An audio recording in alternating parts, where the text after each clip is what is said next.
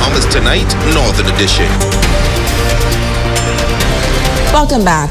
The Bishop Michael Eldon School started this academic year with a new principal. The Anglican school officially reopened last week with online learning. The new principal is no stranger to the school and says her goal is to build on the rich history of that institution. Jay Philippe has more. Bishop Michael Eldon School is now under new leadership with newly appointed principal Sophia Howden. Her journey as an educator evolved over the past 20 years, moving up the ranks. She started at BMES as a science and chemistry teacher, then later promoted to senior mistress and vice principal. The new principal says she views the teaching profession as a special calling. The passion that I have for education is what has caused me to give so much back to the children here. We have wonderful children in the Bahamas, gifted, talented children. And I see them as persons that really need to be challenged. They need to be shown the areas of their gifts so that they can then go ahead and develop them. As a result of COVID-19, education has changed dramatically with the distinctive rise of e-learning, whereby teaching is undertaken remotely and on digital platforms. Howden says that BMES has embraced the change. Teachers right now are involved in a Google certification training course, which is really developing them and taking them to the next level in terms of the use of technology and becoming more efficient as teachers. So the delivery of instruction and the way that we assess online has really improved. In terms of virtual school itself, some persons see it as a bit of a cloud because there are so many changes, but we see it as a cloud that has not just a silver lining but lots of sunshine in it because of all of the opportunities it is now bringing to fore. According to Howden, there are many attributes of in-person learning that are vital for an effective education that distant learning simply cannot accommodate. With our teachers, we highly encourage them to not just be on the screen all the time.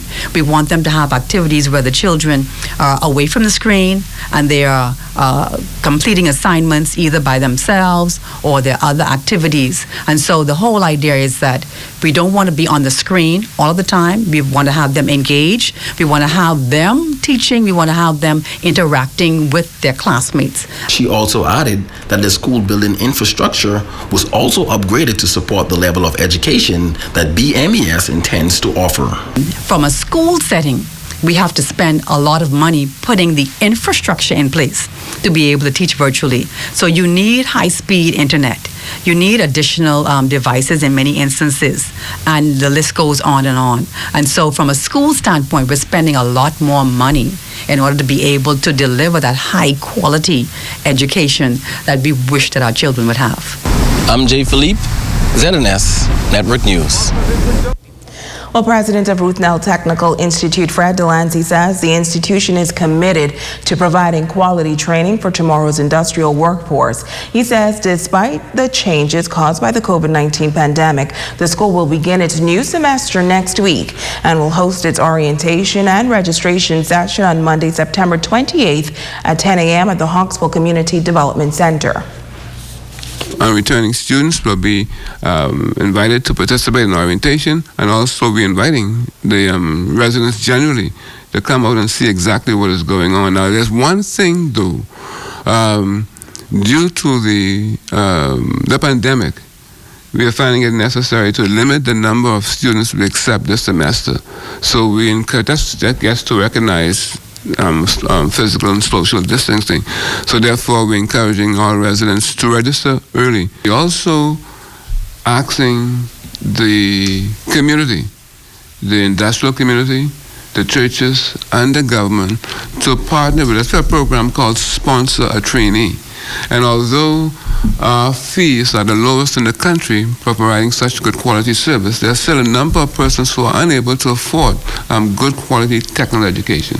So we're asking the community, namely the churches, the government, basically, and parents and friends of RTI to support our efforts in trying to adequately train tomorrow's workforce.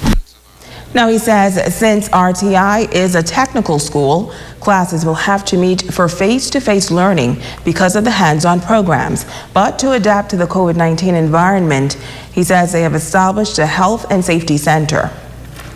anybody entering the campus, before they enter the campus, they have to pass through a building we call a health and safety building, where they are hand sanitized, get temperature checks and what have you. Then they must wear their mask, obviously, before they enter the campus and so forth.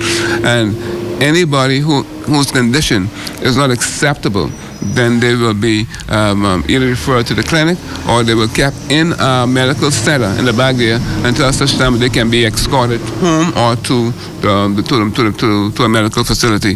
That's one change, basically, to follow all the safety protocols. And secondly, we realize that we have to adopt our scheduling. This schedule here basically is designed to ensure that not too many trainees are on the campus at the same time. Well, good news for fitness gyms in the country. It's the nation's leader announcing this week that they're now allowed to reopen their doors. Our ZNS News team stopped by several gyms on the island, and as Ramiko Knowles tells us, they are ready to get back in business. The Prime Minister relaxing the gyms to operate, I think, was a wise decision. It was well overdue. We really were ready and eager, and our customers were ready and eager to come back, so I'm very grateful. You know, we waited. We're finally now we open. After months of closure, owners of fitness gyms on the island are excited about reopening their business establishments. Owner of GB Fitness Gym, Jenny Wiley, says as soon as the announcement was made, the calls started coming in. I was excited. My phone blew up all night. I mean, all night till like midnight. People were calling, "Are you going to be open tomorrow morning?" etc. So it's not just us that are happy to be open. It's all our customers too and members. Now at the YMCA, Executive Director Karen Pender Johnson had a similar experience when the Prime Minister relaxed gym restrictions. Oh yes, in fact, the cell phone has not stopped ringing ever since the Prime Minister made the announcement. But in addition to that, we've had at least 5 members show up today on us, unannounced, not to see if we were open, actually, with their gear bags, you know, ready to work out, and we didn't turn them away. And we didn't turn them away because we understand how important it is. When you see a person needing that outlet, you have to adhere to it. Owner of Nesbitt Fitness, Art Nesbitt, says working out within the confines of one's neighborhood has not been an easy adjustment. He says it's just not the same as working out in a gym. You have to go against the grain to get yourself to work out at home.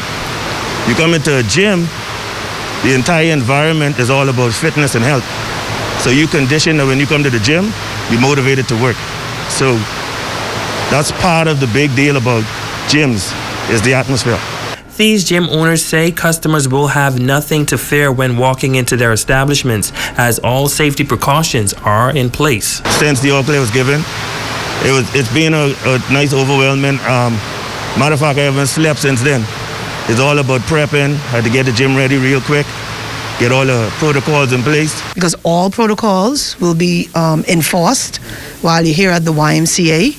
Deep, continual cleaning will be done daily, hourly, while here at the YMCA. Make sure when you come in, we take your temperature, we use the sanitizer. Then we make sure everyone brings 2 towels, one for their face, or their body if they're sweaty, and then one to put between them and the machine. So we're just not letting anybody in who's not willing to follow that. We're not letting anybody under 16 inside the gym. And they say to all their customers, welcome back. Ramiko Knowles, ZNS Network News. Stay with us. Our Facebook friend is up next. We'll be back in just a moment.